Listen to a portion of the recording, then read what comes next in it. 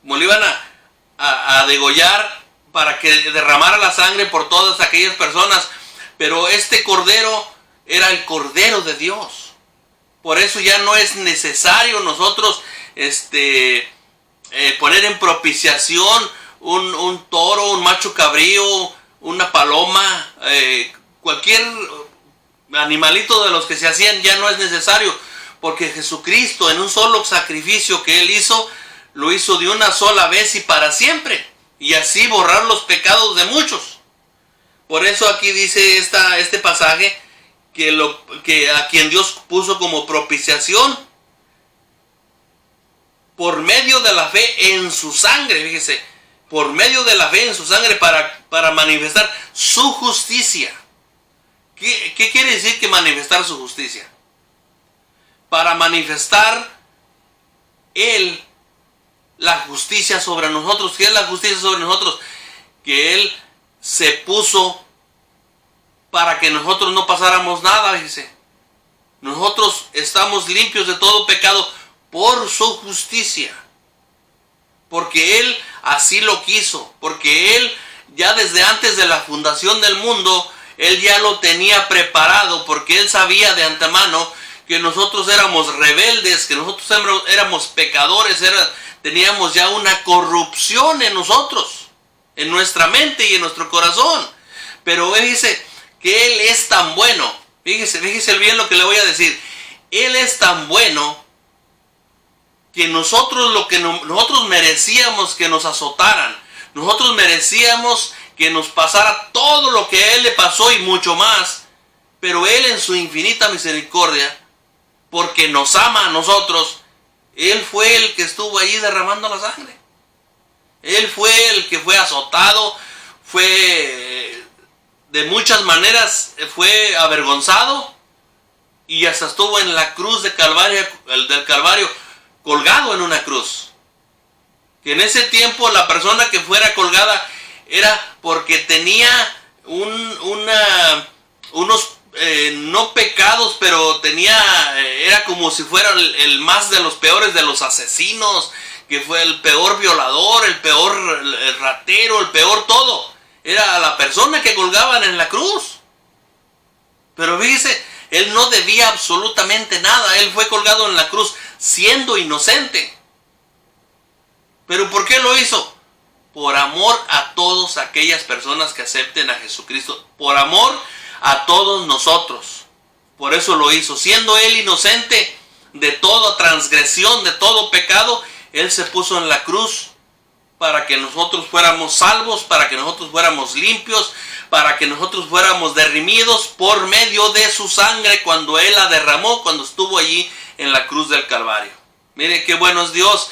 Y yo le voy a decir algo, voy a hacer un paréntesis para decirle algo muy importante. Mire, nosotros aún no entendemos lo que es la cruz, lo que Él padeció en la cruz. Le voy a decir por qué aún no entendemos. Porque aún siendo muchos nosotros cristianos, aún nosotros seguimos pecando de alguna manera. Y los que viven en el mundo, que no han aceptado a nuestro Señor Jesucristo, aún tampoco mucho menos lo han entendido. ¿Por qué? Porque si lo entendiéramos todos, dejaríamos la corrupción, dejaríamos el pecado a un lado. Aún no lo alcanzamos a entender en su magnitud. En toda la extensión de lo que sucedió, aún no lo llegamos a entender. Pero Dios, sabiendo que nosotros no lo vamos a entender, por eso Él se puso en la cruz.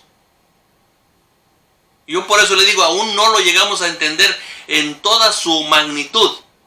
Sabemos que Él se puso en la cruz y que derramó su sangre, pero lo sabemos.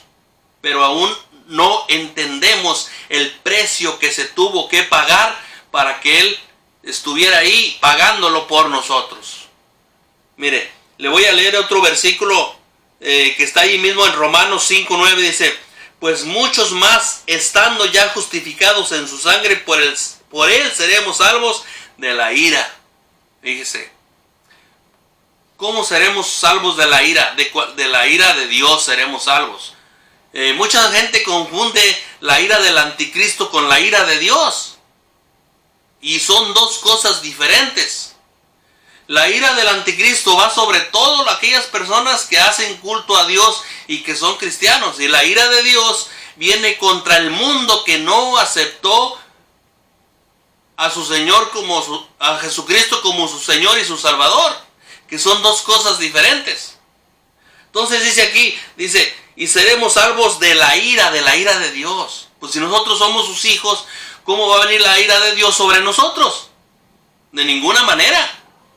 Pero cuando le venga la ira del anticristo, también nosotros vamos a estar ya, nosotros cubiertos con su sangre, nosotros ya vamos a estar cubiertos por la palabra de Dios. Así es de que nosotros no debemos de temer, no debemos de tener ese temor, de ese miedo. Al contrario, nosotros debemos de tener seguridad de que Jesucristo está en cada momento con nosotros, que Él no va a haber ningún problema, porque Él siempre estará fortaleciéndonos a cada uno de nosotros. Siempre. Mire, le voy a leer otro versículo que está en Efesios 1. Perdón, es que no lo apunté bien, pero ahorita lo miramos en cuál está. Dice Efesios 1.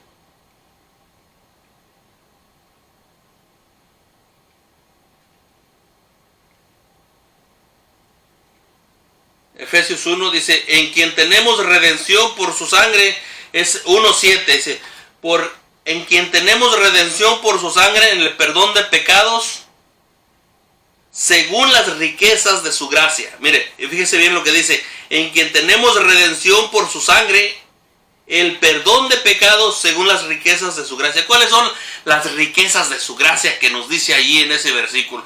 Las riquezas de su gracia nosotros debemos entender que es la redención y el perdón de pecados, que para Jesucristo fue algo más importante. Porque dice, cuando Él sanaba a una persona, por ejemplo, aquella mujer con el flujo de sangre, o aquel hombre cuando lo bajaron, hicieron un agujero en el techo y lo bajaron, ¿qué fue lo primero que dijo Él? Dijo, tu fe te ha salvado. Así es de que lo más importante para Jesucristo, cuando hacía un milagro, no era sanar a aquella persona, no era darle la sanidad, aunque sí era importante, por supuesto, pero lo más importante para Él era perdonarle los pecados. Que fueran perdonados, que fueran salvos, era lo más importante, porque ¿de qué serviría sanarle su cuerpo y que no fueran salvos? Entonces no tendría no tendría ningún mérito, no tendría ningún sentido.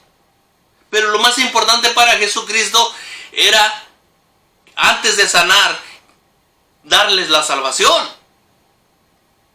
Eso es lo más importante.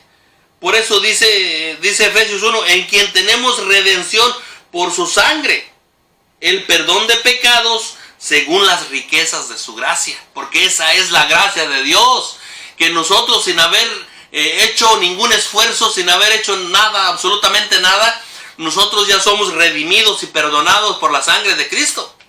Y eso es lo más importante. Antes de que nosotros fuéramos sanados, que usted vaya a tener un milagro usted en su cuerpo, que tiene alguna enfermedad o que tiene cualquier cosa, que tenga algún problema, antes de eso usted pídale la salvación a Jesucristo, que es lo más importante. Porque de nada le sirve que usted vaya a ser sanado, que usted vaya a ser de ese problema que tiene salvado, pero su alma se está perdiendo. Entonces, lo más importante no es tanto una sanación del cuerpo, sino la salvación de su alma.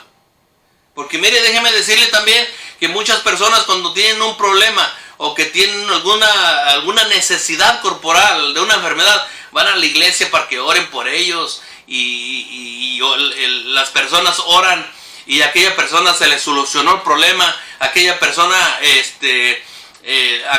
aquel problema que tenía en su cuerpo, aquella enfermedad, gracias a Dios se sanó. Pero ¿de qué sirve si ya no van a la iglesia y su alma no fue salva? Ya no quieren ir porque ya el problema se solucionó, su cuerpo ya sanó, ya obtuvieron el milagro y ya no regresan a la iglesia. ¿Por qué? Porque son personas mal agradecidas. que antes